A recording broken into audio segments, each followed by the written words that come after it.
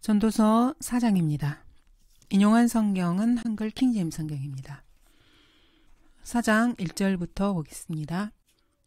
그러므로 내가 돌이켜 해 아래서 행해진 모든 압제를 생각해 보았도다. 압제받았던 자들의 눈물을 보라. 그들에게는 위로자가 없었도다. 그러므로 내가 아직 살아있는 산자들보다 이미 죽은 자들을 칭찬하였으며 정녕 아직 출생하지 아니하여 해 아래서 행해지는 악한 일을 보지 못한 자가 그 둘보다 더 낫다 하였도다. 1절은 파시즘, 공산주의, 나치즘의 본질을 설명하고 있습니다. 이것들은 모두 뉴에이지처럼 전체주의 체제들이라고 할 수 있습니다. 더 넓게 보면 거기에는 10세기 이상, 즉 AD 500년에서 1700년 이상 유럽을 지배한 로마 카톨릭 교황들의 통치도 포함이 됩니다. 이스라엘은 파라오에게 압제당했고 모압인들, 암몬인들에게도 압제를 당했습니다. 그 다음에는 또 시리아와 바벨론, 로마에게도 압제당했습니다. 우리 주 예수 그리스도께서도 압제를 당하셨습니다. 그가 억압을 당하고 고난을 당하여도 그의 입을 열지 아니하였으니 그가 어린 양처럼 도살장으로 끌려가며 또 털 깎는 자들 앞에 양이 말 없듯이 그가 자기 입을 열지 아니하는도다. 주님께서도 이렇게 압제를 당하셨습니다. 그러나 로마 카톨릭 압제자들이 사실은 세상의 모든 이교도 압제자들을 능가합니다. 완전한 잔혹함, 야만적인 행위, 혐오스러움, 가학성, 변태 성욕에 이르기까지 로마 카톨릭 압제자들을 따를 만한 자들은 없습니다. 이러한 로마 카톨릭 압제자들로는 바로 아돌프 히틀러, 또르케마다, 헤르만 괴링, 율리스 스트라이어, 트레블랑카의 프란츠 슈탄글, 아우슈비츠의 루돌프 헤스, 아돌프 아이흐만, 하인리히 히물러, 나치 비밀경찰 게슈타포, 그리고 미국 비밀범죄조직 코사노스트라, 마피아, 그리고 나치 강제수용소들의 압제자들을 들 수 있습니다. 헝가리안 잔인한 백작 부인, 즉 에르체베트 바토리는 말 그대로 실제 피로 목욕하면 자신의 아름다운 젊음을 계속 유지할 수 있을 것이라는 그런 망상을 가지고서 사람들의 피를 모아서 욕조를 가득 채웠습니다. 결국에 그녀는 투옥이 되었지만은 그 욕조를 채우는데 젊은 소녀들 40~50명가량을 죽이기도 했습니다. 브르네 류트케는 1928년에서 1943년 사이에 85명의 여자들을 죽였습니다. 1893년에 헤르만 머드캣, 일명 홀롬즈이는 시카고에서 열린 세계 박람회 기간 동안 1893년에 200명의 여자들을 죽이기도 했습니다. 이 사람은 이 여성들을 클로로포름으로 마취를 시키고 단단히 결박한 다음에 임시로 만든 가스실에 집어넣고 사람들이 정신이 들면 가스를 주입하고서 유리창을 통해 그 사람들이 사투를 벌이는 모습을 지켜보았습니다. 그리고 나서 이들이 죽으면은 그 시체를 토막내어서 생선회와 산에다가 용해시켰습니다. 그들을 압제하는 자들 편에는 권세가 있었으나 그들에게는 위로자가 없었도다. 1970년에서 1985년 사이에 헤알리 루카스와 오티스 툴이라는 사람은 성도착자인데 200명이 넘는 사람들을 죽였습니다. 그 희생자들은 강간을 당한 뒤에 교살당하거나 총살을 당하고 몸이 절단되기도 했습니다. 1973년도 딘 콜이라는 사람은 30명의 소년들을 납치해서 남색을 하고 나서 시끄러운 록 음악에 맞춰서 이 소년들을 천천히 고문하며 죽이기도 했습니다. 지식을 늘리는 사람은 슬픔을 늘리는 것이라. 이 희생자들의 눈물과 비명소리는 전혀 하늘의 주목을 받지 못한 채 사라졌습니다. 여러분 중에서는 하나님께서 그런 일들을 보거나 들으시며 개입하셔서 그 압제받는 자들을 위해 행동하신다고 믿을 수도 있습니다. 하지만 하나님께서는 개입하지 않으셨습니다. 그들에게는 위로자가 없었도다라는 말이 맞습니다. 솔로몬은 인본주의자가 아니라 현실주의자입니다. 인본주의자들은 이상세계에 살고 있는 이상이 지나치게 넘치는 이상주의자들입니다. 중국의 산적 두목 창시엔충은 스촨 지방에서 1643년에서 1648년 사이에 80만 명의 사람들을 죽였다고 알려졌습니다. 그는 스촨 지방에서 자신의 이러한 행동을 바로잡는 것이라고 일컫기도 했습니다.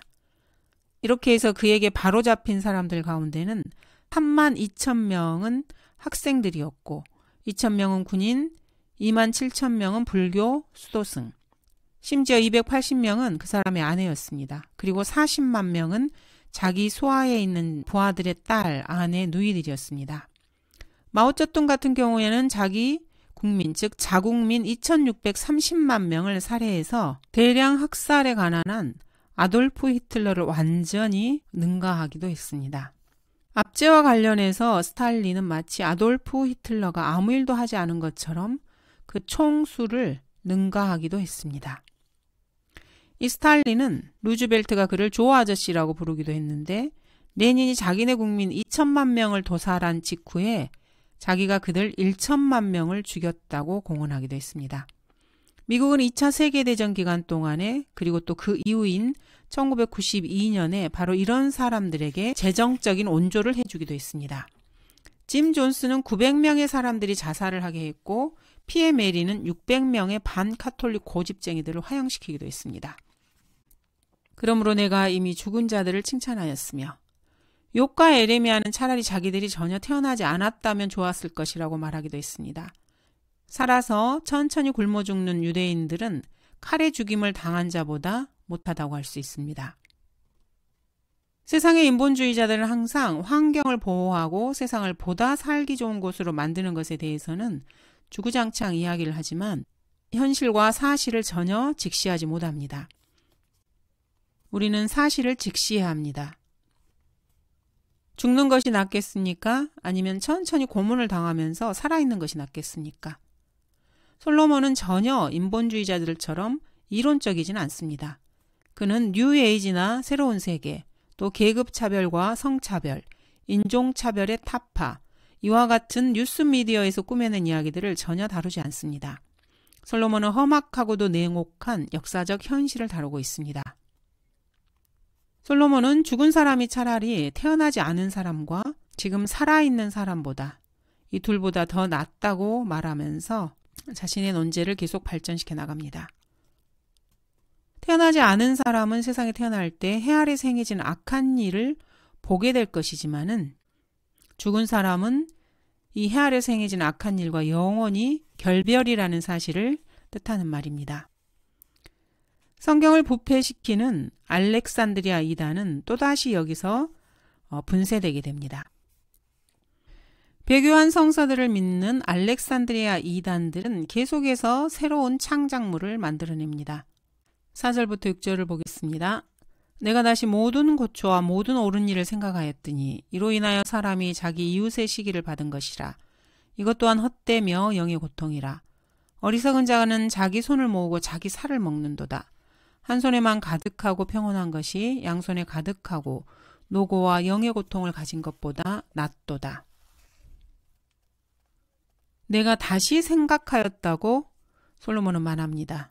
옳은 일이라는 표현으로 알 수 있는 것처럼 사실 전도자는 다시 설교를 하고 있는 것입니다.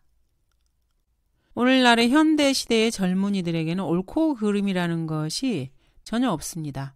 그냥 다양성, 남녀 평등, 각자 선택한 삶의 방식들이 있을 뿐입니다. 인본주의자들과 환경운동가들이 위선적이라는 것은 이들이 당신을 위한 것이라면 무엇이든 옳다 이렇게 말한 다음에 그 다음에 완전히 방향을 바꾸어서 예를 들면 오스왈드가 케네디를 살해한 것은 잘못된 일이었다 라고 말하는 것입니다. 이러한 인본주의자들은 마하트마 간디와 킹 주니어가 폭동을 일으켜서 1만 군데 업소를 파괴하고 수천 명의 사람들을 죽이는 것을 칭송하기도 합니다. 그러면서도 아돌프 히틀러가 자신을 위해서 실행한 일에 대해서는 비난을 하기도 합니다. 이들은 사실 유연한 도덕 기준을 가지고 있기 때문에 자신들이 무슨 일을 하도록 사회를 조장하고 싶은가에 따라서 옳은 것이 그르게도 되고 또 그른 것이 옳게 되기도 하는 것입니다.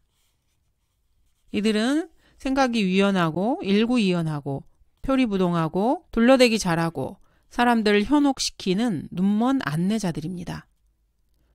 아이들에게서 십계명이 옳고 바람둥이의 향락적 생활이 그르다는 신념을 파괴시키는데 평생을 쏟아붓고 있습니다. 그래서 이 사람들은 도덕이라는 단어를 가치기준이라는 단어로 바꿔버리는 것입니다. 사람들이 올바르게 행했는데 그 결과가 시기를 얻는 것이기도 합니다. 카인같이 되지 말라. 그는 그 악한 자로부터 나왔으며 자기 아우를 살해하였으니 무슨 연고로 그를 죽였겠느냐. 이는 그 자신의 행위는 악하고 그 아우의 행위는 의로웠기 때문이라. 카인은 행위가 악한 자신의 아우 아벨을 시기했던 것입니다. 시기로 살인을 한 것이죠. 이런 이유로 사울 역시 다윗을 죽이려고 애썼습니다. 또 탕자의 비유에서 형이 아버지에게 그렇게 화를 낸 이유가 바로 이것이기도 합니다. 어리석은 자는 자기 손을 모으고 자기 살을 먹는도다. 이 말씀은 이사야 9장 20절 말씀과 맥을 같이 합니다. 그가 오른편으로 낚아챌 것이나 배고플 것이요 그가 왼편으로 먹겠으나 그들은 배부르지 못할 것이라. 그들은 각기 자기 팔에 살을 먹으리니. 먹어도 배가 부르지 않습니다.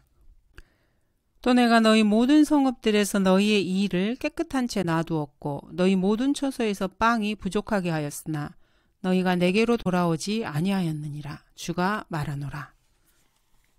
일하지 않으면은 자기 몸 밖에서는 어떠한 먹을 것도 얻을 수 없게 된다는 그런 말이기도 합니다. 손을 모으고서는 아무 일도 할 수 없습니다. 세 종류의 손이 있습니다. 첫 번째 사람은 양손으로 일하는 사람이고 두 번째 사람은 어떤 손으로도 일을 하지 않는 사람입니다. 세 번째 사람은 한 손에만 가득합니다. 과로하면서 일하는 것은 일하지 않는 것과 마찬가지로 책망을 받고 있습니다. 한 손에만 가득하고 평온한 것이 양손에 가득하고 노고와 영의 고통을 가진 것보다 낫도다. 부패한 성서에서는 사람이 슬픔과 노고와 비탄을 겪으며 살더라도 그 영이 전혀 악한 영향을 받지 않는 것처럼 그렇게 변개시켜 놓았습니다. 솔로몬은 이렇게 기록했습니다. 마른 빵 한 조각을 가지고 화목하는 것이 희생제물이 가득한 짐에서 다투는 것보다 나으니라. 소유가 적어도 주를 두려워하는 것이 큰 제물로 인하여 고뇌하는 것보다 나으니라. 나물로 마련한 저녁에 사랑이 있는 것이 살찐 숫소가 있으나 미워하는 것보다 나으니라. 즉 한 손에만 가득한 것이 더 낫다는 것입니다. 부유하고 대단하고 유복하고 풍족한 사람들이 있습니다. 마룻바닥에는 곰가죽 양찬자들이 깔려있고 3층에는 미술 작업장이 있고 접시마다 구운 고기들이 가득하고 식당으로 웨이터를 부를 때에는 탁자 아래 바닥에 단추를 누르기도 합니다. 개인용 활주로 위에 지어진 개인용 음식점들로 이동할 때는 개인용 비행기들로 날아서 가기도 하고 거기서 제일 값싼 간이 식사가 몇만 원에 달하기도 합니다. 호화로운 호텔에서 식사를 하다 보면은 웨이터들과 웨이터리스들을 잘 아는 전문가가 되기도 합니다. 가난한 시골 동네 같은 경우에는 나무로 된 판잣집에서 식사를 하기도 하고 그 중에 어떤 집에서는 문이나 창문도 없는 집도 있습니다. 그 중에 많은 집들이 문에 자물쇠가 없기도 하고 마루에 구멍이 나 있어서 구멍을 통해서 그 집 아래서 닭들이 흙바닥을 긁고 있는 그런 모습의 집도 있습니다. 감옥식당, 군대식당, 야외, 군대 야외 취사장도 있습니다. 소풍용 간이 탁자에서 식사를 하기도 합니다. 러크만 목사님께서는 여행을 떠나는 젊은 그리스도인 부부들과 함께 식사를 하신 적이 있는데 이들 중 일부는 동서남쪽 그 어느 창문이든지 창문이 전혀 없고 하층민 공동주택에서 암굴 거주민처럼 살고 있는 사람들도 있었습니다. 로스앤젤레스와 필라델피아의 조그맣고 비좁은 아파트에서는 앞마당이라고 해봐야 손바닥만 하는 곳에서 그런 빈민가와 판잣집들에서도 마치 천성의 현관 속으로 발을 한 걸음 들여놓은 듯한 하나님의 임재를 느끼는 그런 가정도 있습니다. 이와 반대로 오늘날 수백억 원의 돈에 팔릴 만한 어떤 집들에서는 마치 끝없이 깊은 구렁으로 떨어지는 듯한 사탄의 권세를 느낄 수 있는 집도 있습니다.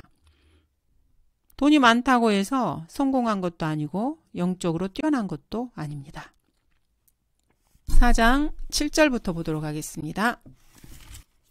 그때 내가 돌이켜 해 아래 헛된 것을 보았는데 어떤 사람이 혼자 있고 다른 이가 없으며 정녕 자식도 형제도 없도다.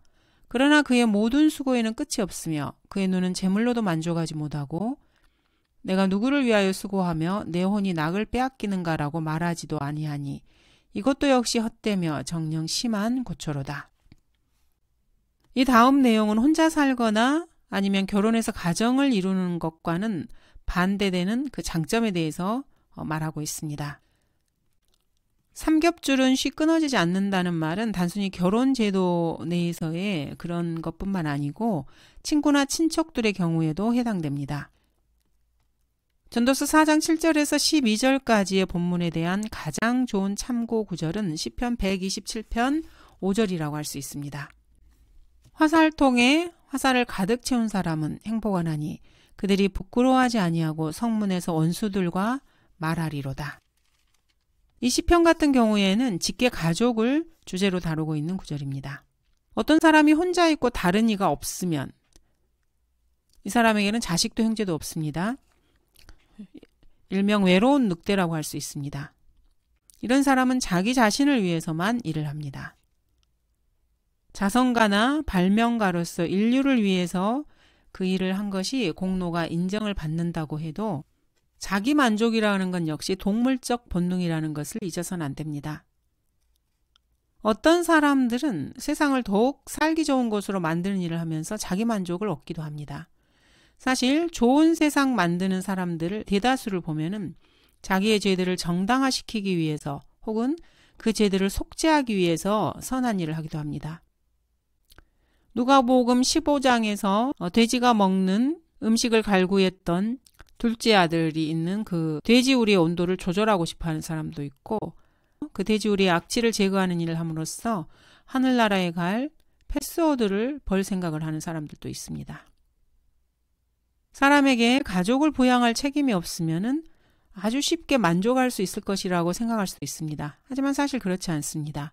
그의 눈은 재물로도 만족하지 못하기 때문입니다. 돈은 많지만 외톨이인 독신의 늙은 구두쇠로서 가까운 친구들이라고는 그 사람의 유서에서 자기들에게 뭔가를 남겨주기를 바라는 기회주의자들밖에 없는 그런 사람보다 더 처량한 사람은 이 세상에 그 누구도 없을 것입니다. 늙고 주체해진 죄인이 세상이 자기를 거부해버린 후 오랜 시간이 지나서도 여전히 이 세상에 환심을 사고자 애쓰는 것보다 더 꼴보기 싫은 모습은 세상에 그 무엇도 없다라고 말한 사람도 있습니다. 독신이면서 명성과 재산을 얻기 위해서 온갖 희생을 감수하고 자신의 혼에 낙을 빼앗기는 한이 있더라도 모든 것을 위해 노력했는데 여전히 모든 것이 헛되며 영의 고통이 됩니다. 둘이 하나보다 더 나으니 이 말씀은 맞는 말입니다. 다투는 여자와 함께 넓은 집에서 사는 것보다 지붕의 한 모퉁이에서 사는 것이 더 낫다고 잠언은 말씀하시지만은 그래도 둘이 하나보다 더 낫습니다. 러크만 목사님 역시 독신으로 살아본 적이 있고 결혼해서 살아보신 적도 있습니다. 또 그러면서도 자녀를 둔 결혼한 사람의 삶이 가장 낫다고 생각하십니다. 러크만 목사님께서는 구원받으신 후에 결혼한 여인, 즉 자신의 아내가 자신을 버렸을 때 나무로 우거진 완전히 울타리가 쳐진 땅에서 살고 계셨습니다. 창고가 3개가 있었고 과일나무들, 어린이 물놀이터, 정원으로 사용할 공터가 있는 집이었습니다. 일부는 벽돌로 되어 있었고 침실이 3개, 욕실이 2개 있었고 식당, 부엌, 거실, 서재, 사우나 시설이 있는 집이었습니다. 목사님께서는 그때 막 2 가족의 부양을 끝마친 때였습니다. 첫 번째 가족은 아들이 3, 딸이 2이었고 두 번째 가족은 딸이 2이었습니다. 그래서 목사님은 아들 3을 더 데려다가 키우셨습니다. 목사님은 웃음소리와 음악과 시끌벅적한 소리, 소란함과 장난기 있는 삶, 허둥대는 것, 기도와 성경, 아이들과 개들로 가득한 그런 집을 좋아하십니다. 둘이 하나보다 더 낫기 때문입니다. 한 사람이 할 수 있는 것보다 더 많은 일을 할 수 있기 때문만은 아닙니다. 하나님께서는 각자가 다른 사람을 위해서 감수했던 희생에 대해서 반드시 보상하실 것입니다. 즉 자기 배우자를 위해서 희생한 희생 말입니다. 솔로몬은 처음에 수고에 대한 보상이 없다고 전도서 2장 11, 12절에서 말했는데 이제는 보상이 있다는 쪽으로 태도가 바뀌었음을 주목하시기 바랍니다. 구원받지 않은 자연인이 하나님의 초자연적인 계시를 제껴두고 해 아래에서 경험한 걸로 끌어낸 자연적인 추론은 결국 자기 자신의 주장을 반대해서 자기 모순에 빠지게 됩니다. 이는 그들이 넘어지면 하나가 그의 동료를 일으켜 세울 것임이라. 그러나 혼자 있는 자가 넘어지면 그에게 화로다. 이는 그를 도와 일으켜줄 다른 사람이 없음이라. 이것은 설명할 필요도 없습니다. 또한 둘이 함께 누우면 따뜻하지만 혼자서는 어찌 따뜻할 수 있으리요. 이 말씀도 마찬가지입니다. 성경에서 이와 관련된 예는 열왕기상 1장의 다윗의 경우로 볼 수 있습니다. 다윗 왕은 연수가 많아 늙었을 때 이불을 덮어도 그 몸에 온기가 없었습니다. 그래서 수넴 여인 아비삭을 찾아서 왕에게 데려와서 수종을 들게 한 그런 애가 있습니다.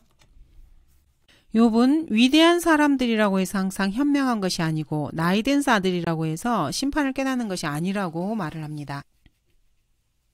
이것은 13절에 가난하나 명철한 소녀는 더 이상 공고를 받아들이지 않는 나이 많고 어리석은 왕보다 더 낫다는 말씀과 일치합니다. 만일 누군가가 그를 압도하면 두 사람이 그를 저항하리니 삼겹줄은 쉬 끊어지지 아니하는도다. 이 말씀은 부가적인 진술이라고 할 수 있습니다. 2대1로 대결을 하면은 유리하지만 3대1로 대결하면은 각오할 만한 힘을 낼 수 있습니다. 수가 많은 편이 안전하다라는 그런 말도 있습니다.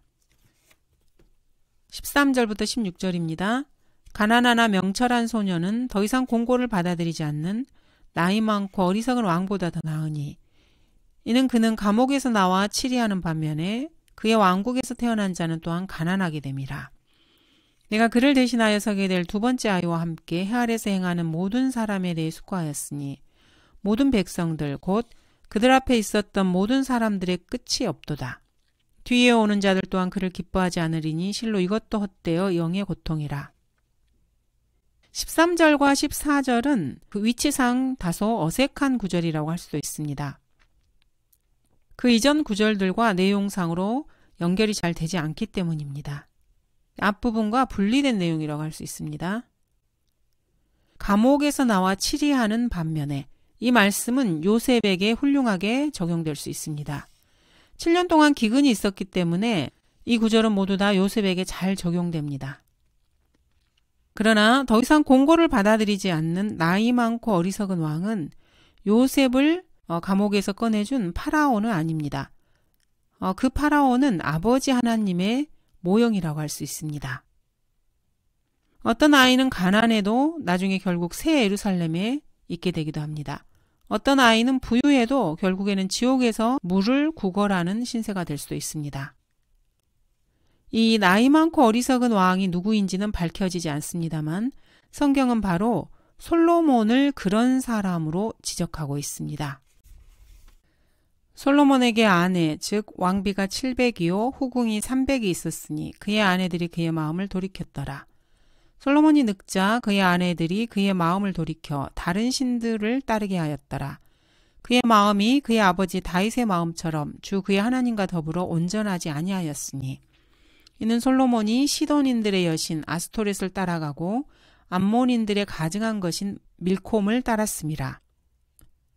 솔로몬이 주의 목전에서 악을 행하였고 그의 아버지 다윗이 행한 것처럼 주를 완전히 따르지 아니하더라. 그때 솔로몬이 예루살렘 앞에 있는 산에 모압에 가증한 것인 크모스를 위하여 산당을 짓고 또 암몬 자손에 가증한 것인 몰렉을 위하여 산당을 지었으며 또 그가 그의 모든 타국인 아내들을 위해서도 그와 같이 하였으니 그들이 그들의 신들에게 분향하고 희생제를 드리더라. 나이 많고 어리석은 왕은 사실 솔로몬 자신입니다. 그러나 사람 안에는 영이 있고 전능하신 분의 영감이 사람들에게 깨달음을 주십니다. 감옥에서 나와서 치리하게 된 사람이 자기 자신이 나이 많고 어리석은 왕이라는 것을 발견하면은 정말로 혼란에 빠지게 됩니다. 감옥에서 나와 치리하는 나이 많고 어리석은 왕은 성경 어디에도 사실 없습니다. 여호야킨은 열왕기하 25장 27절에서 감옥에서 나오긴 했지만은 통치는 하지 않았습니다. 그리고 아무도 그의 왕국에서 태어나지도 않았습니다. 그에게는 왕국이 없었기 때문입니다. 왕국을 빼앗긴 것이죠. 그러므로 이 본문은 사실 아직까지 아무도 알아내지 못한 예언의 언급이라고 할 수 있습니다. 15절에서 두 번째 아이라는 표현이 나옵니다. 이는 보좌의 첫 번째 상속자가 죽은 후에 서게 될 보좌의 계승자라고 할 수 있습니다. 재미에서는 나이 많고 어리석은 왕을 여로보암이라고 생각을 하고, 여로보암이 비록 감옥에서 나오지는 않았지만 감옥에 가지 않기 위해 이집트로 도망한 것이라고 이유를 둘러댑니다.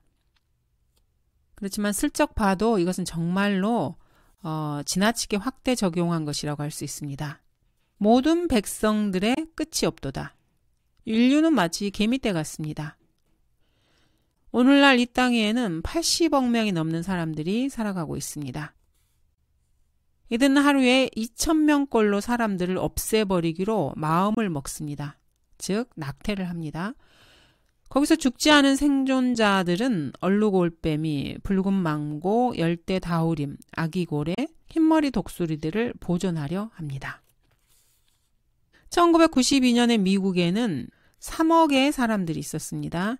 엘라바마주 전체에 있는 인구의 2배 이상이 한 도시인 뉴욕에 있기도 했습니다. 아프리카에서 가장 큰 도시인 요하네스버그보다도 뉴욕에 아프리카인들이 더 많습니다. 매일 17만 명의 사람들이 계속해서 태어났습니다.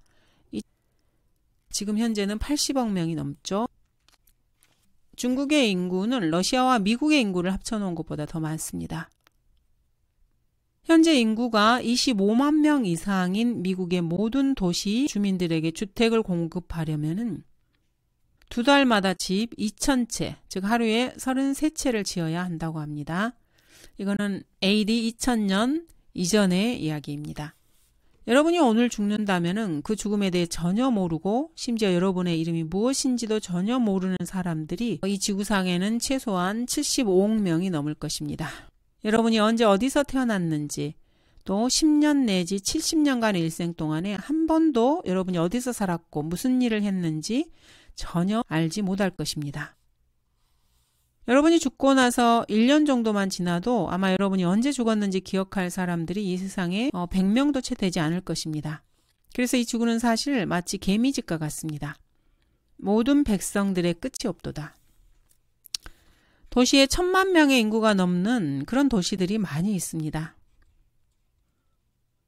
포르투갈 식민지였던 마카오에는 1986년 기준으로 해서 39만 2천 명이 살고 있었습니다.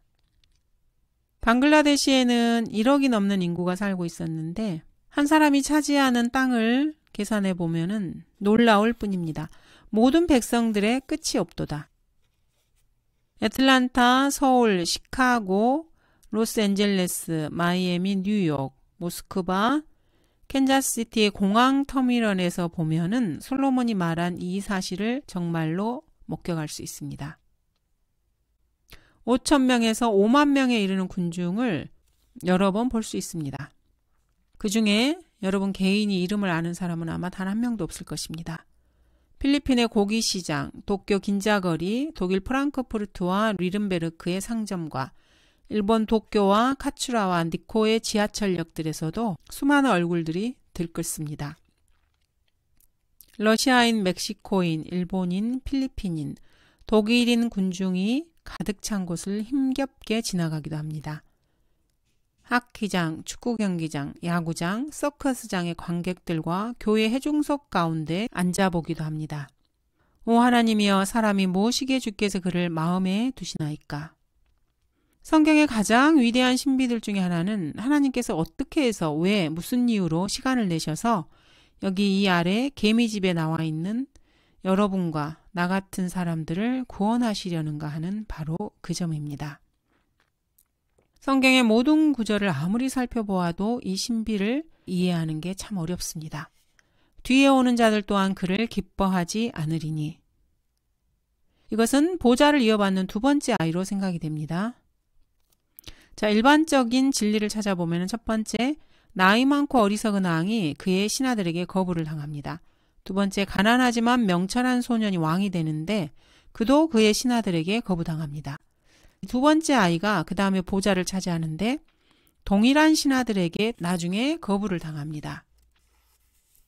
이러한 내용은 사울을 시작으로 해서 보면은 가장 잘 시작될 것 같지만 다윗은 감옥에서 나온 적은 없습니다. 최소한 실제 감옥은 아닙니다. 다음 세대는 나중왕의 통치를 기뻐한다는 의미에서 그 어떤 통치도 성공적이지 못합니다. 즉, 주 예수 그리스도의 통치를 기뻐할 수 있기 때문에 이 땅에서의 그 어떠한 통치도 성공적이지 못하다고 할 수 있습니다. 감사합니다.